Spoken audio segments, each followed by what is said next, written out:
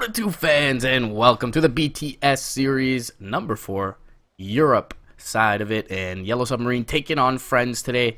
I am MRP, your resident Canadian Dota 2 caster, going to be joined by the lovely and lavish Fog Dota, but he's running some errands right now.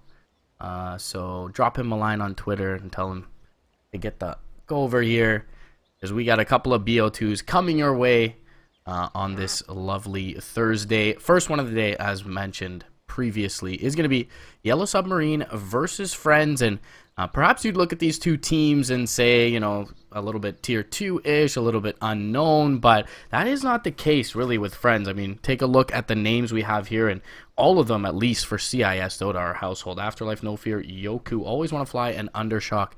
Definitely no slouches in the scene, so expect big things from them.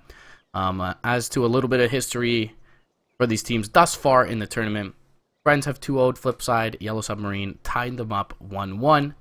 If that's any indication of the relative skill level of the team, we would definitely go into this one considering Friends a little bit favored. But either way, we'll get into the draft, and not much has changed meta-wise since TI. You still got your Shadow Demons, your Maranas, your Kunkas up in that top tier. Batrider going to be removed here by Friends as well, and we'll see which direction they go for.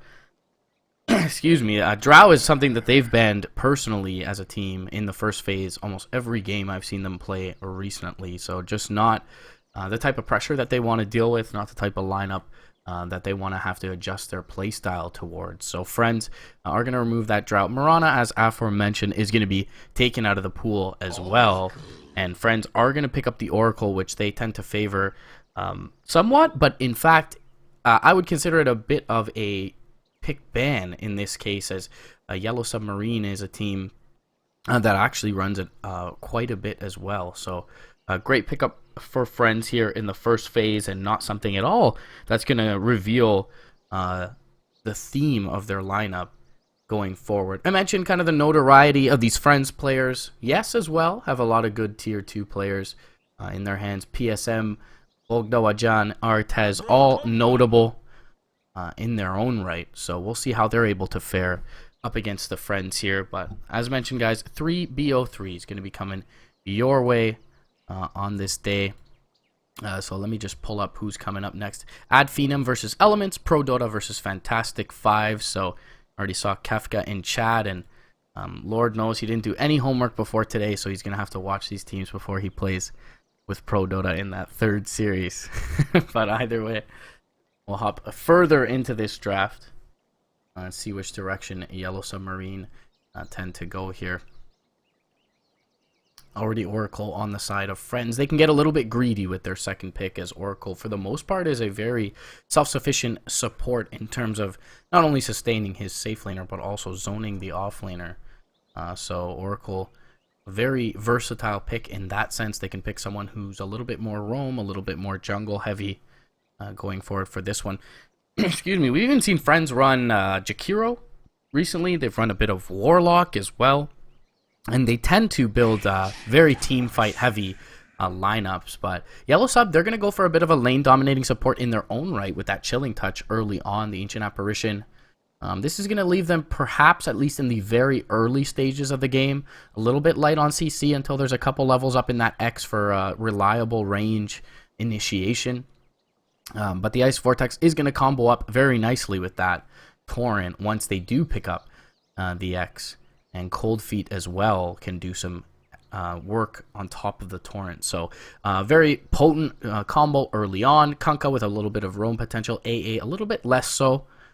But AA, much like the Oracle, is a fairly self-sufficient solo safe laner. So can allow the Kunkka to be disruptive elsewhere across the map. Friends are going to go for the Faceless Void here. And keep in mind the OD pick for Friends side. This is something that combos, especially if you grab up a Dragon Lance, very well with the Faceless Void. Get off a few huge right clicks of that Arcane Orb inside the Chronosphere, steal up some intelligence, and the fight thereafter should definitely bode well for them. So definitely look for that pick to be on the radar, at least for Friends or for the bans for Yellow Sub.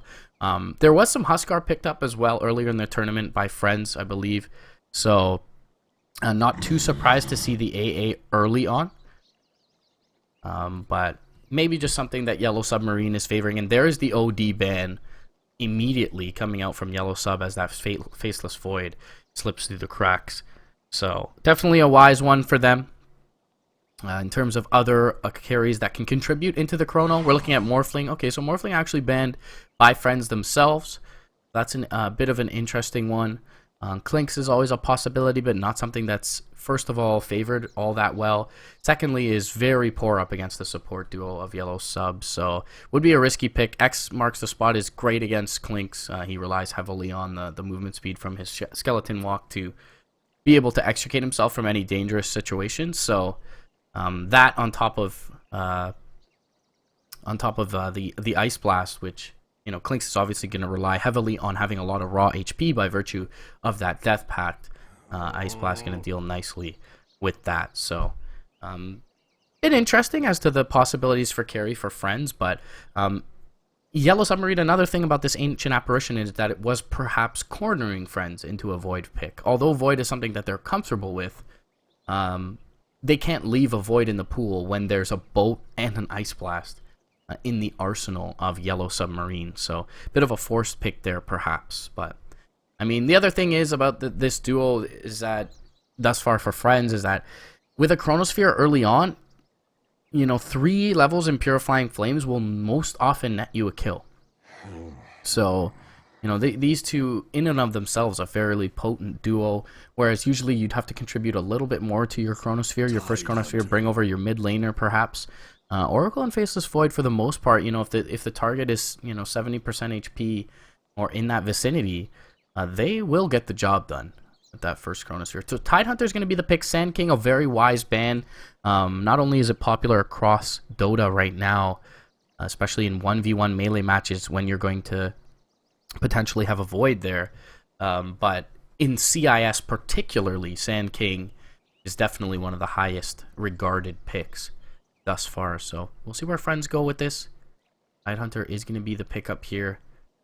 And, you know, already Faceless Void a decent way to deal with the Tide, as Kraken Shell doesn't really help you much versus the Chronosphere.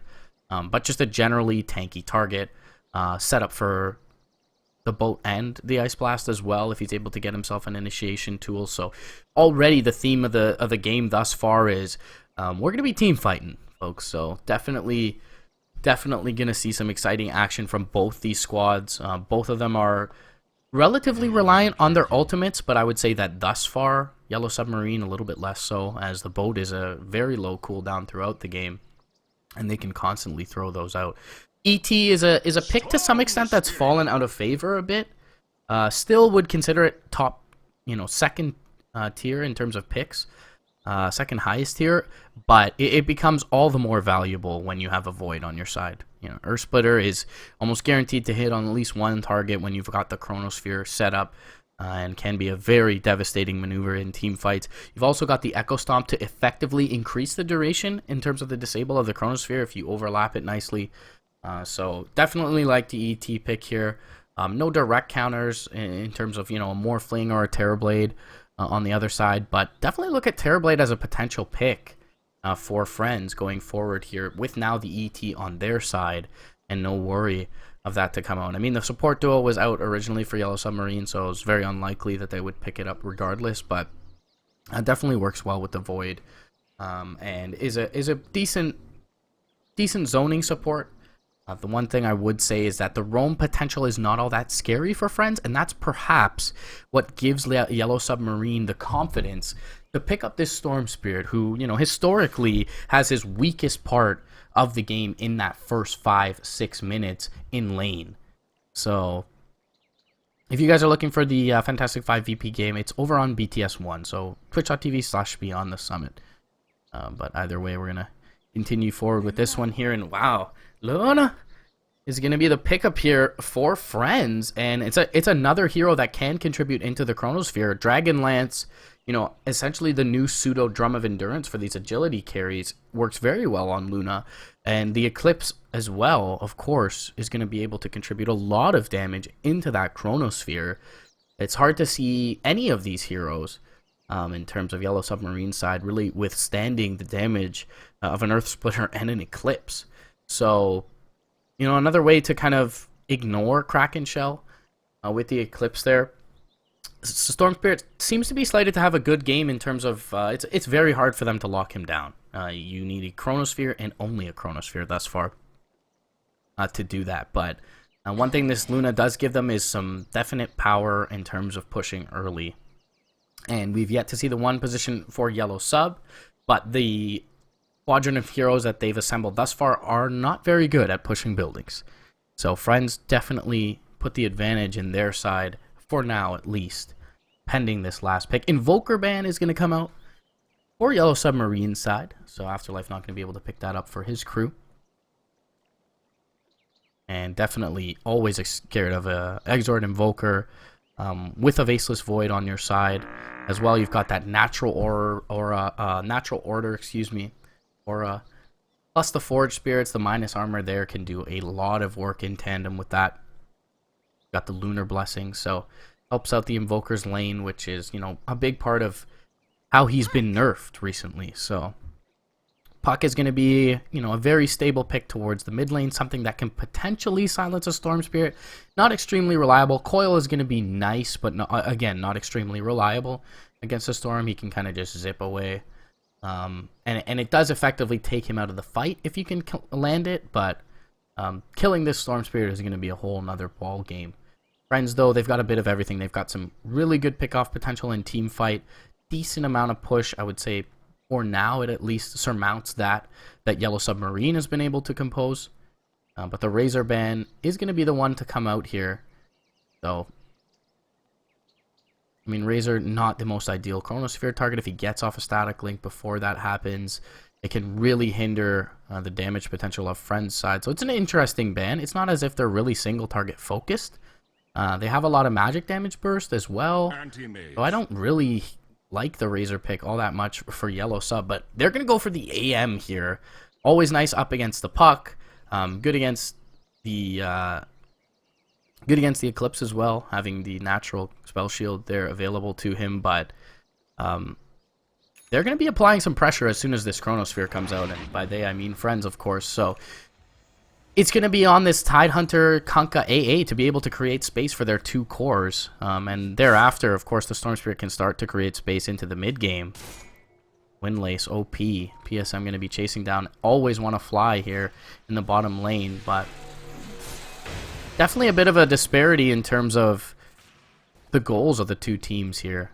You know, Friends, they have an Elder Titan, so in some respects, they're never going to be disregarded into the late game, but it definitely feels like the late game is a very scary place for them to go, and it doesn't seem like one they want to go in the first place. So Artez is going to pick up his anti-mage, as we'll run through the lineups here. Artez is going to play the anti-mage for Yellow Submarine. Bogdawajan is going to pick up his Storm Spirit. Kef going to be on the Ancient Apparition. Flo, or I Am Phenomenal, as he's sometimes tagged up as, is going to be on his off-lane Tidehunter as Afterlife pops a bit of harass from Artez. And PSM going to round it out on the Kunkka. On the Radiant side for Friends.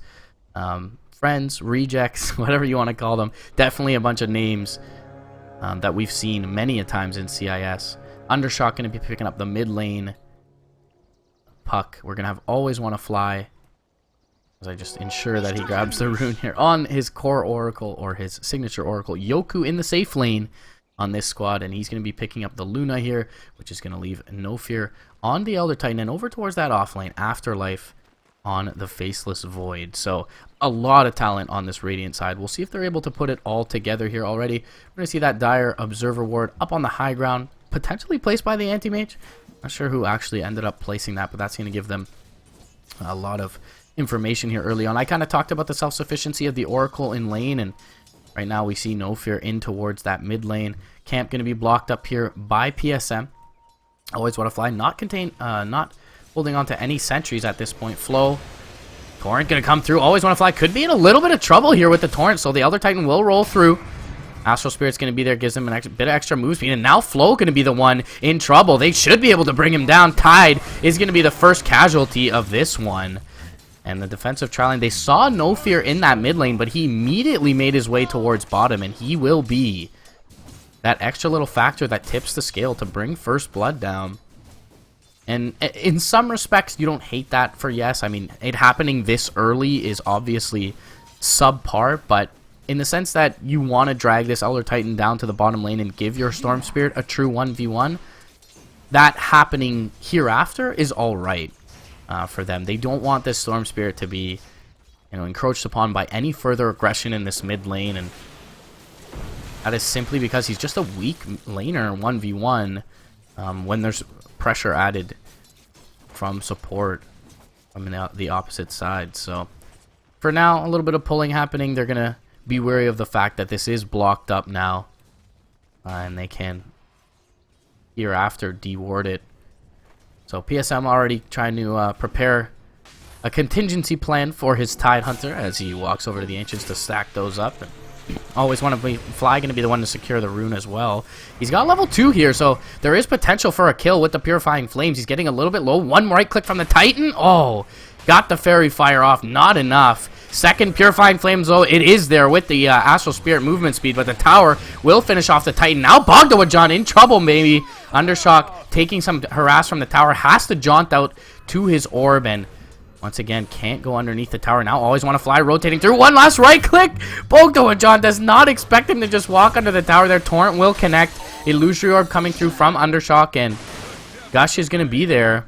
He should be able to phase shift if needed, if an Anchor Smash comes through. But this is going to cause the Tidehunter out of bottom lane here. They get the kill on the Storm Spirit regardless. Yoku is free farming the bottom lane, and they get the Kunkka originally. So overall, definitely going to be a worthy trade here for the Radiant side. Friends also are going to have Afterlife 1v2 in this top lane, and Void is certainly a hero that is capable of sticking around 1v2. 11 CS already accrued here. Illusory Orb coming through mid lane. Nice phase shift as well by Undershock to dodge the overload damage. And a little bit of the farming build from Bogdawajan. We see this quite often on the Storm Spirit. No points in Vortex at all, especially this early, but generally look to max those 2 spells out and create yourself some stacks in the jungle, if not have your supports do so. But with flow already being tended to here, by the Kunkka a lot, they do not have many stacks. Afterlife manning up in the top lane, and is going to have to walk off this cold feet, unfortunately. Could have perhaps gone for a kill, but now is out of mana and won't be able to do so. Elsewhere, Undershock winning the battle CS-wise by about 150% of his opponent. He's got his bottle up, Arcane Rune as well, so certain kill potential with the Arcane Rune. Bogdawajan currently very low. Echo Stomp level 2 here, or No Fear, but there's no coil or anything of the sort just yet. Kunkka, though, however, will find No Fear. He tries to get the Stomp off, won't be able to do so. Drops down the Spirit, gets a little bit of extra move speed. One more right click is not going to be there for the Titan, and Undershock is going to back them off, but he may pay with his own life here, and he does. Suicide as well going to happen here from No Fear, as he knows the Tidehunter is going to rotate over. So essentially No Fear going to cause his mid laner's death, and that's going to be a huge bout to recovery for this Storm Spirit.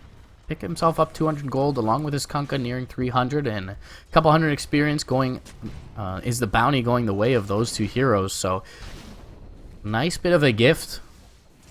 Or yes, Anti-Mage about at parity with his counterpart in Yoku's Luna. So early game sort of salvaged in the mid lane here. Xmark gonna try and bait the phase shift out, and they do so, as well as an orb, but doesn't cost Undershock much. Just gonna be kind of jockeying for position in this mid lane with the Kunkka, who's gonna rotate over towards top. Got 2 levels in the X, so now does have that reliable lockdown we were talking about earlier in the draft. Always want to fly. Gonna join up top lane as well. The Luna has not been pressured at all, so why not? Flow is now going to be towards that bottom lane, and Luna, sure, she's got low range, but she's not a melee hero, so Tidehunter not guaranteed to dominate her, especially considering that she's already going to pick up the level 6 here. PSM towards the mid lane, has a smoke, has a ward when Lace is there as well, and will at least drop this down for some information, much like the ward that was here previously. or Undershock. He's got the 2 null tallies, so can build into that Veil at any point going forward. No Fear, always want to fly. Looking to set up here. They've got some deep vision down, so they've got eyes on Artez. Afterlife, gonna go for... Oh, he gets the first hit bash. On to Kef, the second bash. Time walk, and there's a solo kill for Afterlife. Now Artez is gonna encroach upon him, and maybe he can bait this out as he's got 2 supports rotating through. Artez is gonna blink forward in a couple seconds, potentially. Now No Fear is there with the stomp. It will be out of range, but they will at least be able to save their Void's life. Low, meanwhile, farming up the jungle. PSM looking to find a straggler here, and he will run into the Oracle, but doesn't have enough kill potential by his lonesome here. And was aware that, you know, the Elder Titan was at least nearby recently. Mid lane. Orb forward. No jaunt. Your Fine Flames will come out. Nice little play there by Bogdo-John, looking to dodge the Fortune's End to continue healing up. Laning Rift's going to come out. Undershock takes quite a bit of damage, but he does have that regen rune, so really not fretting about it.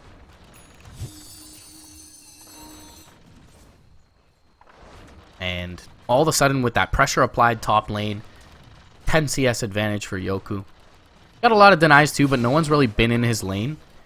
But if you do take a look at the... Oh, Chronosphere mid lane is barely going to catch the Storm Spear, but it's going to mean that they're not quite in range just yet. Jump forward from Undershock. He will find the coil. Coil is going to snap, but this is kind of what we talked about earlier. Storm Spear just simply zips away from it.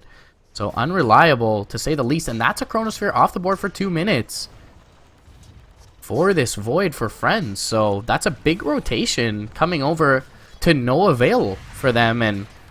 you know, I was going to say, look at the experience. It must be in the favor of the Radiant side, but it looks like, yes, they've been able to find themselves, you know, nooks and crannies across the map as the 3 heroes top lane in the Oracle, Titan, and the Void were side by side, splitting experience for that bit and not able to really net a kill. Only the solo kill on, with the Void on the AA there, who was already underleveled. Vanguard is going to be picked up 8 minutes, so good timing here for Yes, and Ken. I'll obviously transition that into an Abyssal Blade at some point in the game. Veil almost simultaneously is going to come out for Undershock. That's going to ramp up his damage quite a bit, and now 3 heroes. Bottom lane, Artez smoked up as the anti-mage. So they see Always Want to Fly, but he's not quite the target they want at this point, it seems. Fortune's End...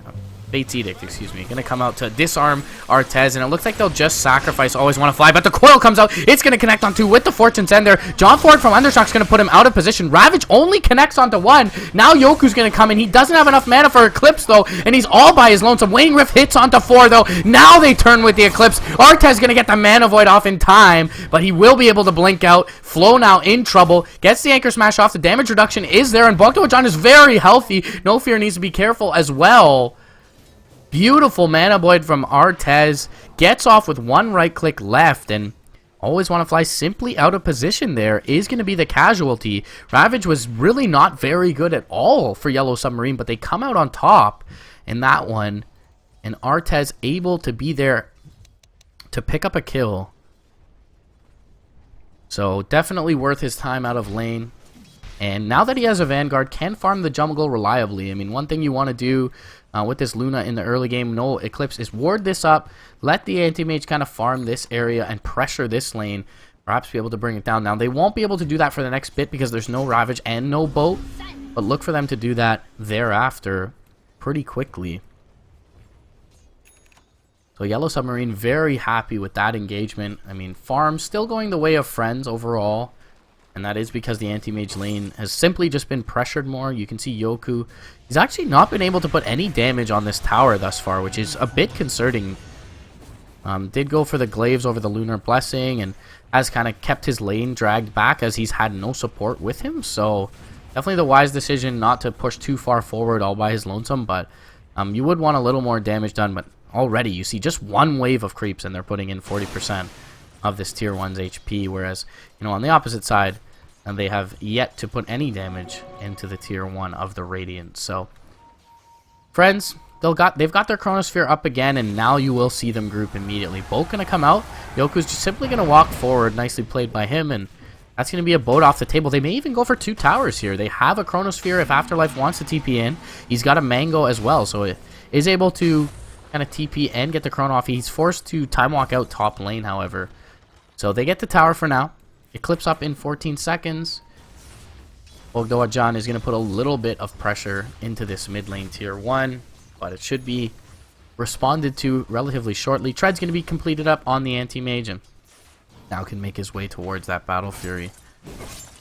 Does have a Ring of Bassi, so could be the Vlad's first, but generally speaking, you don't see Vanguard and Vlad's. It's usually one or the other, at least early on. Ravage is going to be expended here. Bottom lane, Yoku in trouble. He gets the Magic Stiff off. Will pop the Eclipse, and with the Purifying Flames, they'll get the kill. But, yeah, I mean, Ravage had traded for Eclipse. Definitely worth it for a little bit of the BM Fate's Edict there. But Ravage expanded. There's the Dragonlance, as mentioned, you know, in the draft screen for Yoku. And the value stats, along with the treads, they're allowing him to survive. It's a big ultimate expended, and you don't have that now to contribute into the Chronosphere, but Ravage is equally important. AA, though, he's going to throw the Ice Blast. It's actually going to whiff, but they should be able to catch the X. Oh, he gets fogged. It's nighttime. They'll drop down the ward. He gets just out of range now. Yoku, even with the Phase Boots and the Windlays, unable to track down the Luna, and meanwhile, Ancient Apparition going to be taken out. Dream Coil expended in the mid lane. Full toolkit by the Puck utilized there, and that'll put him well on the way to his Blink Dagger. Oh no, this could be trouble though. PSM, he's actually being aggressed upon. He's not going to look for the X here, as his Anti-Mage was not necessarily nearby. I mean, he could have blinked down into the pit. Torrent, nicely thrown by PSM. Will catch onto Undershock. Has the X there. They have more. They've got Bogdoajan coming in, and it'll simply just be a little bit of intimidation here. Afterlife has had a free time top lane in the meantime, and is looking perhaps towards a Vladimir's offering of his own, which he should have soon. Yeah, he's got it completed up there. But that's going to be a real nice pickup for him, and he's going to look to trade with Flo top lane. Flo does have his Arcane Boots, but relatively underfarmed in the grand scheme of things. Take a look at the net worth, and he's sitting 6th overall. I'm sure some people in chat were spamming for the last couple minutes. Show me the net worth. It's been a while. You know, we get spoiled as casters when we get dedicated obs, but we made it. We got it out. This is sad a little bit, but it happens. You're an Ancient Apparition. You were a solo support in lane versus a Void. Top lane, though, Blow is going to hit, as well as the the Ice Blast actually not connecting, just short, just below the Void. And that is a big lost kill there. The boat's going to be used. They have the Chronosphere. Torrent will be there. And the Void unable to dodge it, but with the Veil, they'll have to expend the coil to ensure it. They have a Chronosphere here as well, if need be, for Flo. They'll just try and chip him down. In the meantime, Afterlife can still look for this kill. Mid lane, Bogdoajan, Yoku is there, so they're aware there's no Storm Spirit here, but perhaps just looking for a bigger kill, perhaps looking to save it. Always want to fly. He's in trouble. Bottom lane. Needs a False Promise. He does disarm, but yeah. The Void will kill him off. You need to use that False Promise in that scenario. Would have been out of mana regardless, so probably unable to heal himself up. But in the meantime, Yoku will get the mid lane tower. So it seems, at least. Glyph going to be popped up. Bogdoajan, he's going to look for the deny, but the blink forward with the reveal from the Puck. Waning Rift. Stomp Illusory Orb. And they'll get a tower and a Storm Spirit. Well worth it there. Afterlife, top lane, in trouble. Still has a Chronosphere. Does not want to expend it. Does he get the time walk down to the low ground? He indeed does. And PSM, not with the X. Because of the time dilation, unable to bring him down. Ravage now is going to connect onto 2. Jump forward. Torrent is there as well. They'll get the Elder Titan, but Undershock coming through. Chronosphere connects onto 2. Ice Blast will only hit onto the Void. They'll take one down already. That's the Tidehunter Artez. He's going to be able to blink up to the north and will be out to safety. But they save the Void for the time being. They'll get the return kill, and a Ravage is expended. I mean, sure, the similar cooldown in the Chronosphere is expended, but it looks like Friends have full control over this game. They still withhold the Eclipse at this point. Yoku, he's going to be here with this lane. Aquila is up. Vlad's is there as well. So these are very tanky creeps right now. Look at them take damage from this tower. +4 armor. They're looking just fine, and that's the last tier 1 eliminated off the board for Yes. They just don't have the capability to fight this without the Ravage, and missing the kill on the Void earlier with the usage of the boat there really hurt them, as they could not utilize it in the ensuing fight. So unfortunate mishap, just a bare miss on the Ice Blast on Afterlife top lane, and now Friends in total control of this game. And you know, next time Chrono comes up, they're going to want to consider Roche with all these tier 1s down, and with that Aegis, maybe consider fighting into high ground. Artez is just not capable just yet of contributing all that much to these team fights. Looking for a Yasha here, so won't have any huge potential going forward. Bolt comes out, is going to connect with the Ice Blast onto Yoku. First splitter, though, is going to be there. Purifying Flames, one more will kill off Keith easily. You'll Always Want to Fly will get him into the Torrent, though. Now the zip forward from Bogdojan. Nice false promise from Always Want to Fly. Is going to at least delay out his death. No fear now. Gets the stomp off onto 2. Is there anything more to commit? It doesn't seem like there is, but the Elder Titan, for that reason, will be able to kind of make it out to safety. X back into the Torrent. Now the Astral Spirit is there. The Eclipse is a little bit too late, and the Stomp is as well from No Fear. It was probably that his Stomp was on cooldown at the time that he dropped his Spirit. 12 seconds at the time, so unable there to save his Luna, and overall that's going to be a good trade for Yes's side. When the Ice Blast and the Boat connect, generally going to bode well, even if it's just on one target. And Undershock, not forced out of position, but his hand was forced in that sense. He did not get to pick his initiation, and just trying to save Yoku, they're unable to do so. It's a very big target as well to bring down Yoku, by far the most valuable target in the game in terms of net worth. See how Bogdojan is doing. He still doesn't have this Bloodstone, but very close to having it. So can pick that up in due time, and that will make him at least give him the ability to farm a lot quicker, at the very least. You know, Bloodstone, kind of that Battle Fury for int heroes in a sense. And as we indicated earlier, his build is certainly farm oriented. You know, he does want to create some space, so you can make an argument for the Orchid build, especially against the Puck and the Void. Because you have an anti-mage, you may want your Storm Spirit to play a little bit more of that sacrificial role. But in this case, the lane didn't go too swimmingly for him, so just needs the recipe now for that Bloodstone. Looks to recover a little bit, and with the farming capability that it offers him. Smoke now with the Ravage available, the Boat available, the Ice Blast as well, from 4 heroes of Yes's side. And interestingly enough, they're not joined by the Storm Spirit. But Friends, they're positioned in a way that they are just not vulnerable right now. So they're giving the illusion that everyone is behind Afterlife here, top lane, and there's no vision for the Dire side. So they have every reason to believe that. They scan bottom lane, see if anyone was kind of farming this lane and hiding, but they won't find anyone, and they don't get a tower for it. They lose their tier 2. So not a very favorable happenstance there in the last minute or so for Yellow Submarine. They'll spend time with 4 heroes together, including their anti-mage, who's not farming. Bloodstone's up in about 50 gold here for the Storm Spirit, so that'll be a nice pickup for them. Will allow him to potentially return to a botched fight as well. But continuing to press forward is this Friends lineup, and they really have no reason not to. They've got all their ultimates online. They've got a relatively sizable advantage at this point. Flo does not have a Blink Dagger. If they clicked on him on that TP, they'll be well aware of that, but he is fast approaching that pickup. And if you're able to Ravage up the Puck or the Oracle, kill one of those heroes at the beginning of the fight, that's going to bode very well for Yes. Friends have a carry who's going to be super reliant on his front line, his support in his front line. Luna, even with the Dragon Lance, relatively squishy. I mean, she is very farmed relative to her opponents, to her counterparts, so that's probably the only saving grace at this point for her in terms of survivability, but still kind of needs that Oracle, needs that Chronosphere to land decently at the very least.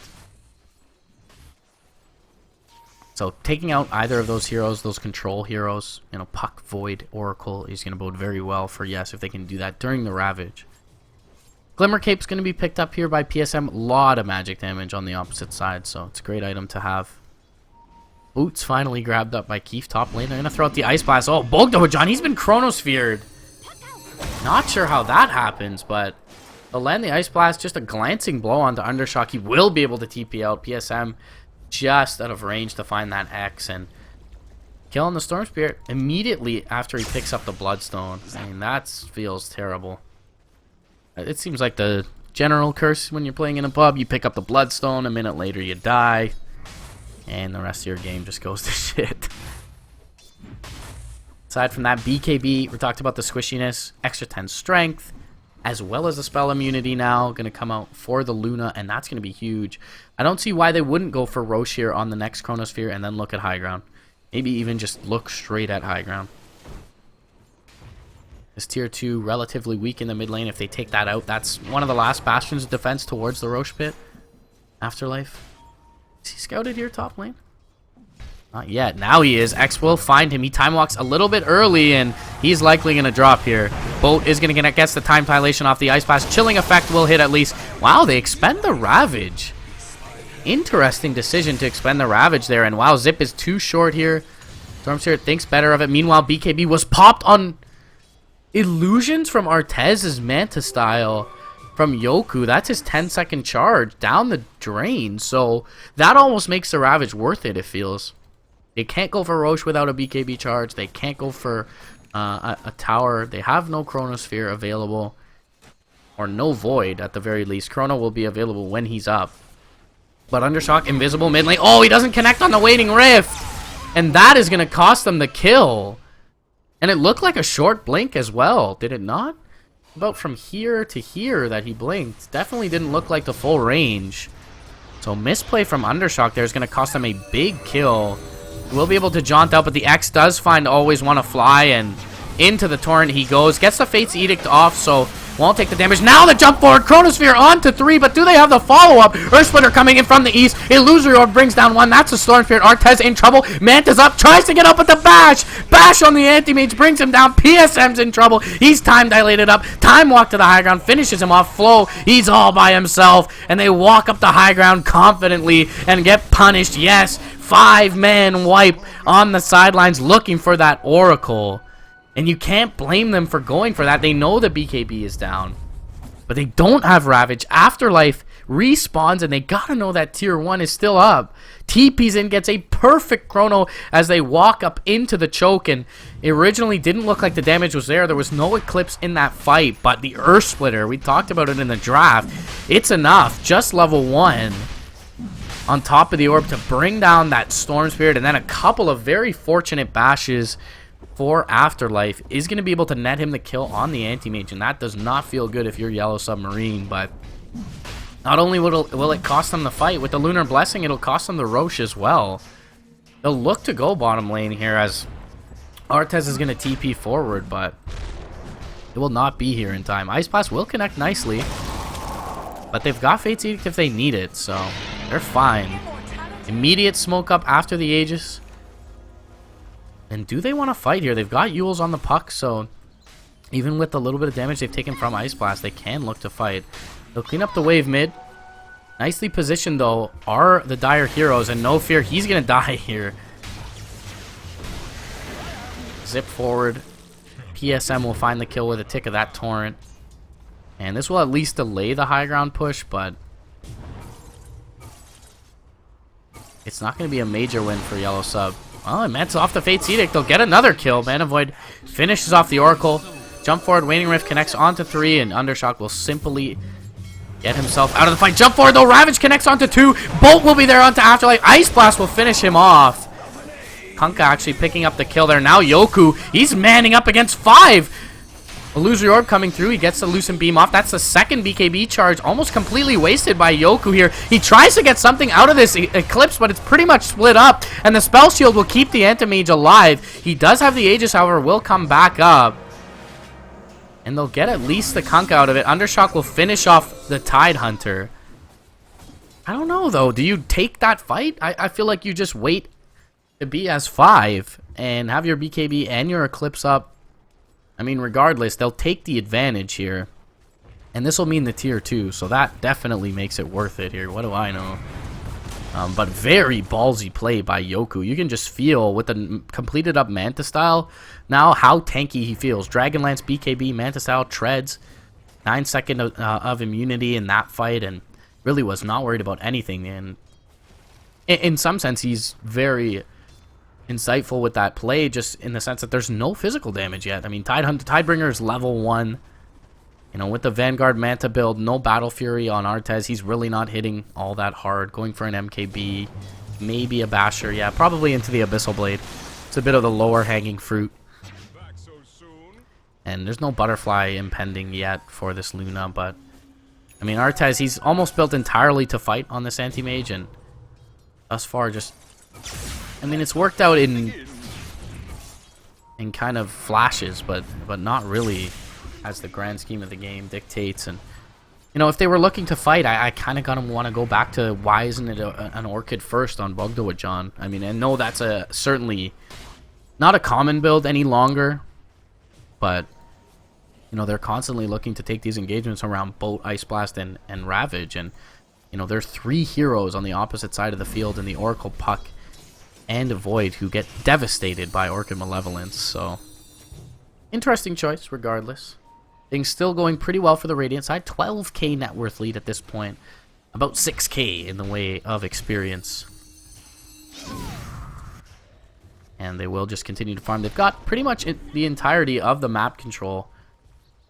As all the towers, all the tier 1s at least, are going to be eliminated off the map. They will smoke up now. Undershock included in this as well. They've got eyes on this Luna, and she's essentially bait here. Undershock's under the invisibility. Jump forward. Chrono finds 4 from Afterlife. Earth Splitter is there. Eclipse on top, and that is 4 heroes decimated in this mid lane. And that's going to be Rax. I mean, they have a buyback Ravage, but at least 20 seconds with 3 heroes on the sidelines. Manta style there. Melee Rax is down here for sure. And they have a Luna here, so just call it the full lane. They'll even look at tier 4s here. Luna kind of one of the best heroes at dealing with these. Glyph going to be dropped up. And they do have the capability to fight here once the tide is up. But, I mean, they have all their ultimates. They died in a flash in that mid lane. But their tier 4s are down along with the mid lane of Rax. And you have no Battle Fury, you have no Vlads. Tidebringer is level 1 and Kunkka is a support, so there's really no great way to deal with super creeps. So this is a major, major concern. It is that Basher for Artez.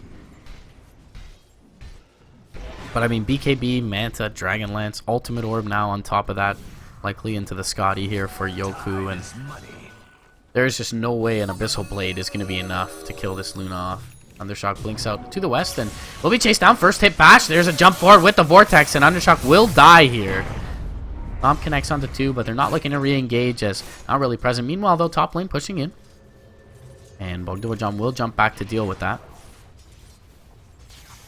So, be able to put that fire out for now, and it's a nice pick off to say the least. Or yes, but they're still in a lot of trouble mid lane. Boat's gonna go out, not gonna connect on anyone as the time walk comes back. Ice Blast flies through, will hit Ice. Always want to fly. Glimmer Cape and the mechanism will be up to keep PSM up for now. Jump forward from Artez. He has a Mana Void, will be able to pop up the Oracle, but he's just not all that threatening without his Mana Void now. And they do finish off PSM with Afterlife on the backside. Now zip forward. Now zip into the base actually on the Storm Spirit. Artez gonna have to blink himself out, and they're really not scared here. Just short on the time walk was Afterlife. Else they would have had the kill potential, I believe, on the Anti-Mage. Eclipse was cooling down, but with the Scotty, with the Diffusal Blade, they're likely able to bring down Artez. I mean, he was sitting at like 20% mana, so probably gets all of his mana burned off during the Chronosphere in that one, so.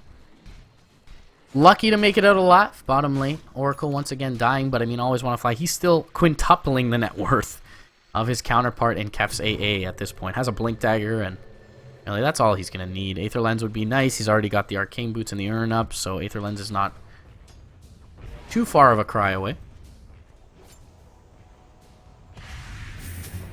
Oh, they're going to potentially initiate on the Void here, and it is an illusion. No opening found just yet. Oracle not inbound. And there's really no reason to rush into a fight if you are the Radiant side here for Friends. They have a sizable advantage. And they can just continually chip at this tower. Yoku will catch a torrent, but so tanky at this point. 20,000 net worth. And it's not all that often that you see your carry 5k ahead of his anti-mage counterpart, but that is the case in this one. And this is it. They'll just chip at the tower. They have Manta Illusions if need be. Couple more right clicks here. Jump forward. Ravage will connect onto 2, but they don't have enough damage here to bring down Yoku. He'll BKB up. Chronosphere will find 3. It catches Undershock as well, but the Eclipse pops off. Earth Splitter will come out as well. AA, the first one to drop. They will end up getting with the Mana Void and the Zip Forward into the Luna. But now Artez is in trouble, and there goes, or the Kunkka in trouble, excuse me. Afterlife will be able to bring him down. Somehow the fight goes very well here as they caught Undershock in that Chrono. But Afterlife, he's still manning up. He should get Flow. One more Time Walk finishes him off. And Artez having to back out here. I mean, the only real difference is that there was no Veil in that fight. Undershock was caught in the Chrono. And it was a pretty nice Eclipse, but I suppose the magic damage just not enough at this point. Regardless, Afterlife, he's going to get jump forward. Abyssal Blade, he's dead. Top lane. Hanging around a little bit too long, a little bit of hubris on his part. And that's going to be great overall for Yes. Artez survives the entirety of the engagement. Storm Spirit, I believe, did as well. And he's got 3,200 gold in his pocket. Anti-Mage has 2k, picks up the Talisman of Evasion. Hex now picked up by Undershock, and I don't believe that was there for that fight. So that is a massive ramp up in teamfight potential as well for the Radiant. So it's simply a case of let's wait for our cooldowns and take another crack at it. You know, they can look at Roche as well. So really not panicking, it feels, the Radiant side. They'll pick up a DD here, and they have a Blink Hex for Artez if he hangs around this mid lane, but wisely so, will back himself away. Can they find him, though, here? Near the Ancients, it is daytime. We get a glimpse, and yeah, they'll take this double damage and go into Roche. And this will be a relatively quick attempt with the DD up onto Yoku. Take a look at the AA and not firing an Ice Blast, so it doesn't seem like they're very wary of this.